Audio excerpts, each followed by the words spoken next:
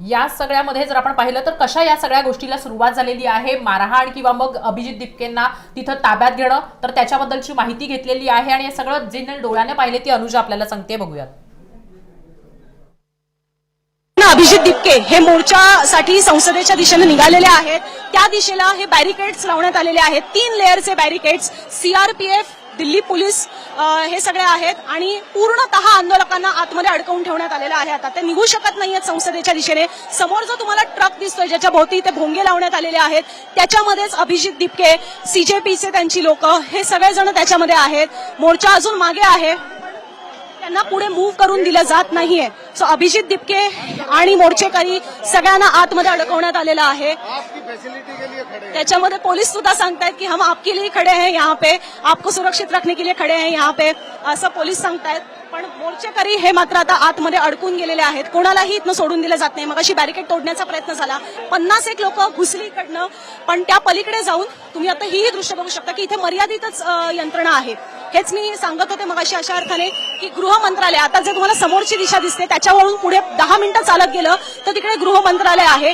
त्या ठिकाणावर अभिजित दिपकेंनी मोर्चेकऱ्यांना जायला सांगितलं. तिकडे सुरक्षा व्यवस्था वाढवण्यात आली. तिथे मोठ्या संख्येने व्हॅन्स आहेत, फौज फाटा मोठ्या संख्येने आहे, पोलीस आणि सीआरपीएफ, रायट कंट्रोल ते मोठ्या संख्येने तिथे तैनात करण्यात आलेले आहेत. आणि स्वतः अभिजित दिपके बॅक साईडने निघाले, ज्या साईडला एवढी सुरक्षा नव्हती. पण आता ह्या दोऱ्या तुम्हाला दिसत असतील, इथनं हे सुद्धा लावण्यात येत आहे. म्हणजे अजून एक बॅरिकेडचा लेअर लावण्यात आलेला आहे.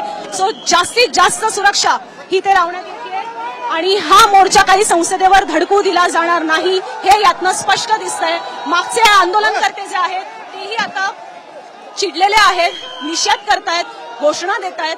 आता मोर्चा हा अडवण्यात आलेला आहे हे आपण सांगू शकतो, कारण की जो अभिजित दिपके यांचा टेम्पो आहे तो सुद्धा पुढे जात नाहीये, तोही तिथेच अडवून ठेवण्यात आलेला आहे. त्याच्यामध्ये तुम्हाला दिसत असेल खूप लोकांनी आपापल्या पद्धतीने काही त्यांचे प्लाकार्ड्स किंवा बाबासाहेब आंबेडकरांचे फोटो किंवा असे कार्ड ज्याच्यावर चलो संसदचे नारे आहेत ते लावण्यात आलेले आहेत. अजून एक लेअर बॅरिकेडचा ऍड करण्यात येतोय. सो मला आता दिसतंय त्याच्या पद्धतीने 4 लेअर शूटही करता येणार नाही कालांतराने, एवढे लेअर जर एका मागोमाग एक लावण्यात आले तर. एकच मध्ये जी गॅप आहे बॅरिकेडची त्याच्यातनं आपण दाखवतोय की काय पुढे नेमकं तिकडे घडतंय. मी हे शूट सुद्धा करते प्रेक्षकांच्या माहितीसाठी. आम्ही हे शूट करत आहोत, हे तुम्हाला 100% आम्ही तुम्हाला दाखवणार आहोत. आता फक्त इथे रेंज नसल्यामुळे आम्ही तुम्हाला हे फक्त ऑडिओ मार्फत ऐकवत आहोत, पण हे सगळं व्हिडिओ शूट होतोय. हा सगळा व्हिडिओ आम्ही तुम्हाला मुंबई तकवर दाखवू. जेव्हा केव्हा आम्ही रेंजमध्ये येऊ तेव्हा या सगळ्या गोष्टी तुम्हाला व्हिज्युअल स्वरूपात सुद्धा पाहता येणार आहेत. केवळ मुंबई तकवर या सगळ्या संदर्भातलं आम्ही रिपोर्टिंग तुम्हाला दाखवणार आहोत की इथे कशा पद्धतीने हा मोर्चा जो संसदेच्या दिशेने निघणार होता, जो ओरिजिनल रूट होता त्यांनी सांगितल्यानुसार, तिथे आता हे बॅरिकेड्स लावून हा मोर्चा आणखीन एक बॅरिकेड आणण्यात आलेला आहे आणि तो परत एकदा ते अडवत आहेत. सो हा मोर्चा आता काही केल्या घुसू दिला जाणार नाही. एक पाटील नावाचे सीआरपीएफचे अधिकारी मला दिसतात. मी प्रयत्न करेन बाय एनी चान्स त्यांनी बोलण्याचा प्रयत्न केला तर. सर मराठी सांगू शकता फक्त की ओके ते नाही बोलणार. आय एम प्रिटी शुअर की त्यांना परवानगी नसते. पण मला जेवढं दिसतंय पाटील नावाची व्यक्ती सुद्धा इथे सुरक्षा यंत्रणेमध्ये तैनात करण्यात आलेली आहे. हे सर आहेत, अर्थात सुरक्षेच्या कारणास्तव आपण त्यांना काही बोलू शकत नाही, त्यांचं ते त्यांच्या कर्तव्यावर आहेत. पण त्यातनं हे दिसतंय की ते सुद्धा इथे पाठवण्यात आलेले आहेत. तुम्ही आता हे बघू शकता, हे पूर्णतः ब्लॉक झालेलं आहे. मला वाटत नाही की एवढ्या मोठ्या प्रमाणात बॅरिकेड्स लावल्यानंतर हे तोडणं सुद्धा कोणाला शक्य होईल का. पण हे आत्ता जरी प्रेक्षक जे कोणी पाहत असतील, ऐकत असतील, त्यांना मी परत एकदा हे आश्वस्त करते. माझा कॅमेरामन राकेश साळेसकर पूर्णतः प्रयत्न करतोय जेवढी दृश्य आपल्याला कॅमेऱ्यात ह्याची कैद करण्यात येतील तेवढी आम्ही ती शूट करत आहोत आणि 100% आम्ही तुम्हाला ती मुंबई तकवर अनकट दाखवू की जेव्हा हा मोर्चा संसदेवर धडकायला निघाला तेव्हा त्याचं नेमकं काय झालंय. अभिजित दिपके तिकडे काही लोकांशी संबोधित करताना तुम्हाला दिसत असतील. जो पिंक कलरचा शर्ट घातलेली व्यक्ती आहे, जे आता हात करून वरती बोलण्याचा प्रयत्न करते, ते आहेत अभिजित दिपके आणि ते तिकडच्या आंदोलकांशी बोलण्याचा प्रयत्न करतायत.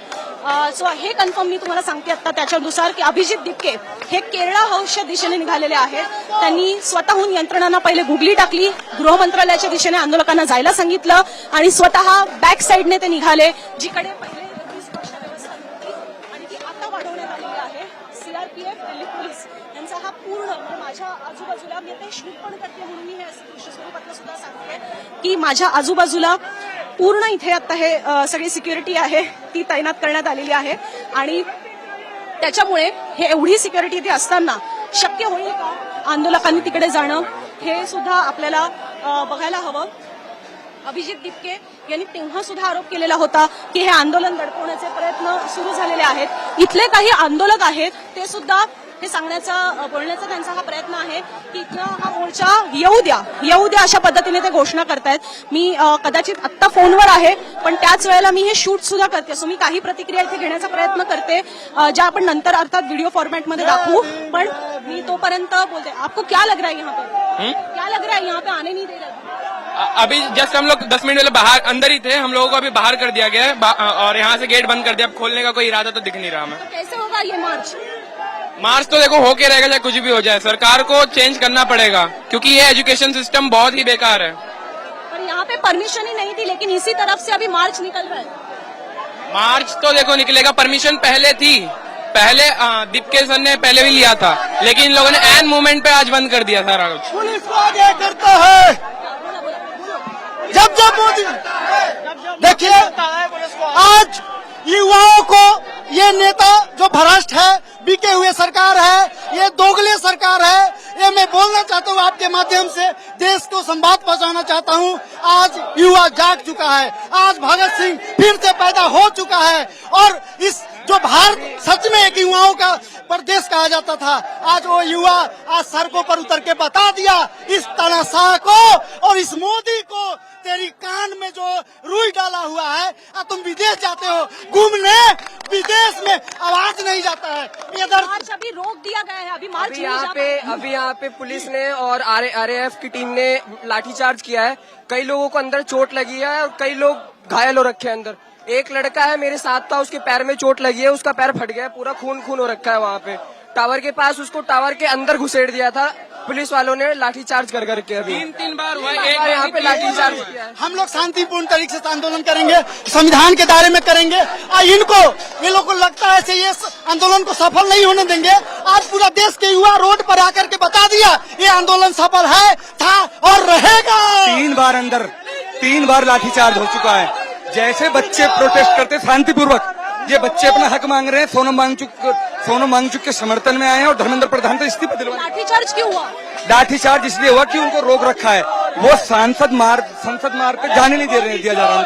उनको रोका जा रहा है इसीलिए लाठीचार्ज पुलिस ने करा है. और कईयों के चोट आई है उंगली में फ्रैक्चर आया है. 2-3 लड़कियों के चोट आई है.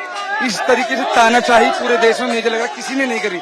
जो सरकार बीजेपी कर रही है वो शायद आज तक किसी ने नहीं करा. हमको डर नहीं लग रहा है कि अभी भी लाठीचार्ज हो सकता है यहाँ पे. जी हम यहाँ पे अभी भी खड़े कुछ नहीं पता 2 मिनट के अंदर 5 मिनट के अंदर हमारे ऊपर भी लाठीचार्ज हो जाए और हम लाठी खाने के लिए खड़े हैं. ये खड़ी पूरी आर्मी वाले खड़े हैं. दिल्ली प्रोटेस्ट करिए सीधे हम पे भी लाठीचार्ज हो सकता है. जी हम लोगों का सपना है जैसे भगत सिंह शहीद हुए थे ना हम लोगों को शहीद करते. ये तानाशाह सरकार में युवा का हौसला मर गया है. हम चाहते हैं हमें मार दे हमें शहीद करते. जाने दो जी अभी मार्च मैडम. ये प्रोटेस्ट पीसफुल प्रोटेस्ट हो रहा है शिक्षा मंत्रालय के विरुद्ध बस. और अभी मार्च तो नहीं जाने देंगे. मैडम मार्च नहीं जाने देंगे लेकिन युवाओं की शक्ति को कमजोर तो नहीं करेंगे. ये जो जज्बे हैं वो तो बाकी रहेंगे. जायज देखिए किस तरीके से पुलिस प्रशासन के दम पे ये सरकार तानाशाही कर रही है. सोनम वांगचुक को जिस तरीके से सफेद पर्दे में ढक कर उनको उठा के ले जाता रहता है ऐसे किसी मुर्दे आदमी को सफेद कपड़े में रख के ले जाया जाता है. ये भारत सरकार नरेंद्र मोदी जी धर्मेंद्र प्रधान जी हम आप लोगों से यह बस विनम्र आग्रह करेंगे किसी भी स्टूडेंट के साथ ऐसे आप गलत निर्णय मत कीजिए. आपके बच्चे आपके जितने भी आपके संगठन के जो भी लोग हैं उनके बच्चे लंदन विदेश पढ़ते हैं. हम लोग किसान के नौजवान हैं. हम लोग खेती करते हैं मजदूर के बच्चे हैं. आपको शर्म आनी चाहिए. और इस हम धर्मेंद्र प्रधान जी से बस इतना ही मेरा आग्रह है वो इस पद से इस्तीफा दें और सोनम वांगचुक जी के धरने को सफल बनाएं. मैं ये बताना चाहूंगा ये देख सकते हैं कैमरामैन दिखाएं कि ये मोदी जी की तानाशाही है जो ये बड़े बड़े बैरिकेड लगा दिए हैं. 4-4 5-5 बैरिकेड लगाकर ये छात्रों को रोकना चाहते, संसद भवन तक जाने की कोशिश उनका कर रहे हैं। कहना है, मैंने उनसे बात की, उनका कहना है कि मार्च को परमिशन ही नहीं थी, सिर्फ जंतर मंतर तक ही परमिशन थी। मैम देखिए, परमिशन क्यों नहीं देना चाहते? क्या हमारे संविधान में प्रोटेस्ट करने की आजादी नहीं है क्या? तो मैं हिटलर को दिखाना चाह रहा हूँ कि हिटलर वाला जो ये सीट तो उनका हिटलर का है और धर्म मोदी जी का है। ये हिटलर शाही जो कर रहे हैं ना, ये बिल्कुल भी नहीं चलेगी। ये देश बाबा साहब के संविधान से चलेगा और हमें आजादी अपने प्रोटेस्ट की। हमने परमिशन मांगी, इन्होंने नहीं दिया।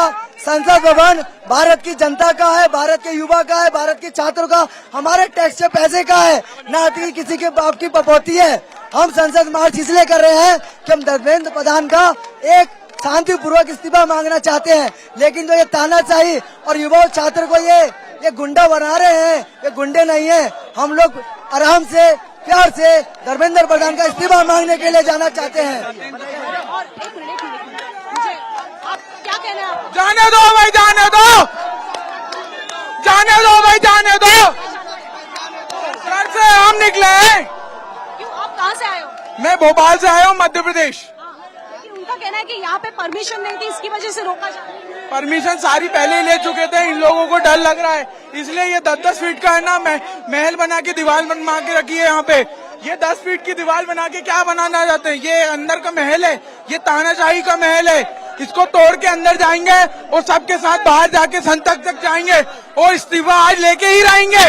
जाने दो भाई, जाने आपण दो। परत इकडे जाऊया, कारण की इथे आता पोलिसांशी सुद्धा बोलण्याचा प्रयत्न ते करतायत। काही अंतक जे आहे ते पोलिसांशी बोलून याचा प्रयत्न करतायत की आतमध्ये आम्हाला सोडा म्हणून। अर्थात पोलीस ते सोडतील अशी शक्यता नाही, पण पोलिसांना इथे आंदोलकांकडनं सांगितलं जात आहे की आम्हाला जाऊ द्या म्हणून।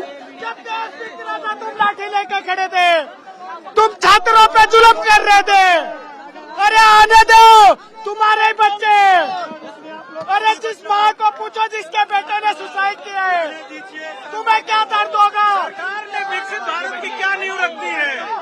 देश का युवा परेशान, देश का किसान परेशान। अरे हमने देश का नाश कर दिया है। यंत्रणा स्वतः हतबल आहेत, यंत्रणा याच्यामध्ये काही नाही करू शकत। त्यांना जे वरचे आदेश आहेत ते त्यांना पाळावे लागणार आहेत। मीडियाला फक्त कसं बसं सोडलं जातं, पण जो बॅरिकेड्सचा 4 ह्याचा लेअर लावण्यात आलेला आहे त्याच्यातनं आंदोलकांना अजिबात सोडून दिलं जात नाहीये। आंदोलकांना इथली जी यंत्रणा आहे म्हणजे सीआरपीएफचे अधिकारी त्यांच्यावर प्रेशर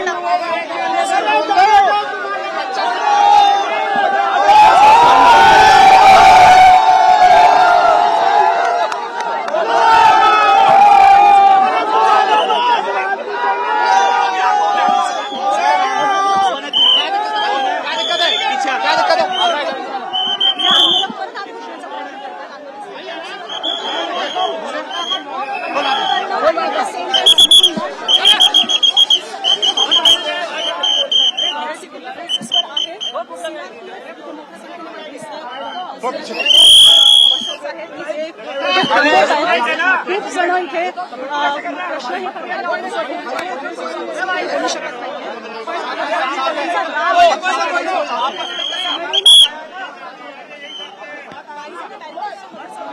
अभिजित दिपके यांची गाडी ज्या ठिकाणी तिथेच अडकून असून सुद्धा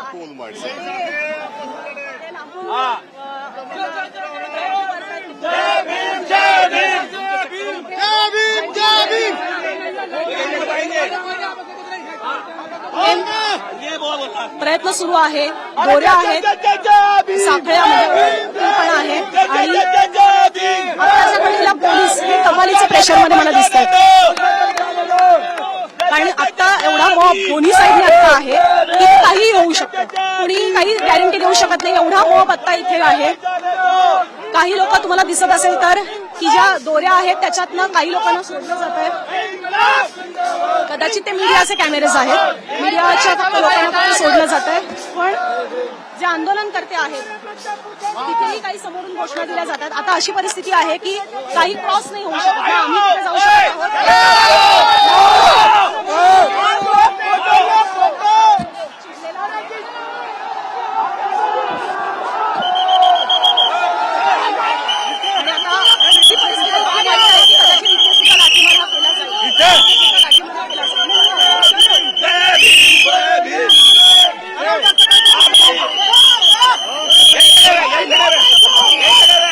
त्याच्यामुळे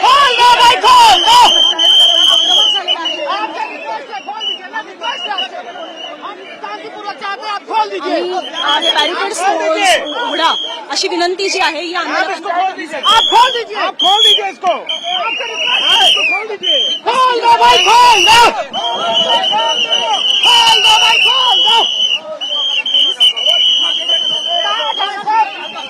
इतना दूर से खुलवा दो ना, खुलवा दो ना, रिक्वेस्ट है।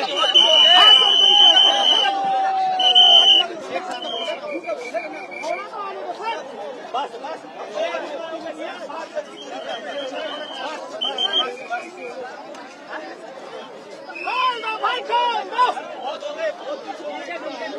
डिले होगा, डिस्टॉल हो जाएगा, पूरा चीज कहाँ से ला पाएंगे हम? खत्म करने की कोशिश आप लोग भी कर रहे हो यार। क्या खोल रहे हो सब? आगे से 50 आएंगे हम। अक्षता, आवाज येतोय? यार अभी कुछ मत बोलना. त्याच्या पलीकडे, बाकी काय झालेलं आहे ते आपल्याला इथनं समोर दिसतंय. त्याच्यानुसार तरी अभिजित दिपके यांची गाडी तुम्हाला जी समोर दिसत असेल, कारण मी हे कॅमेरामध्ये पण शूट करते म्हणून मी त्या दृष्टीने बोलतेय.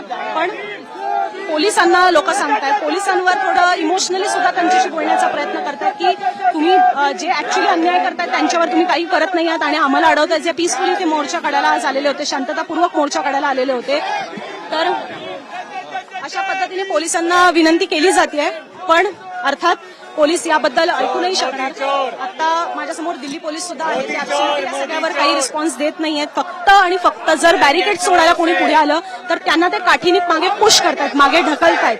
आणि काही घोषणा आहेत की हम नहीं डरते चोरों से वगैरे अशा घोषणा दिल्या जात आहेत. आणि सरकार घाबरले किंवा पोलीस घाबरलेत अशा पद्धतीचं सुरू आहे.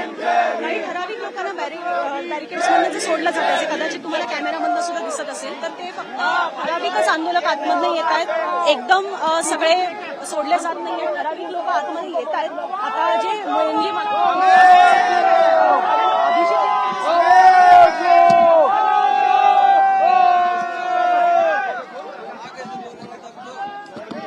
जो तुम्हाला बॅरिकेड्सच्या मधून फक्त काही मॉब येताना दिसतो तो मेनली मीडिया चॅनल्स आणि मीडिया चॅनल्स अजून त्याच्यामध्ये आणि की ते खूप मोठ्या संख्येने कॉन्टेंट क्रिएटर्स आलेले आहेत, इंडिपेंडंट जर्नलिस्ट जे आहेत ते आलेले आहेत. सो असे मोठ्या संख्येने आहेत जी ही लोक आंदोलन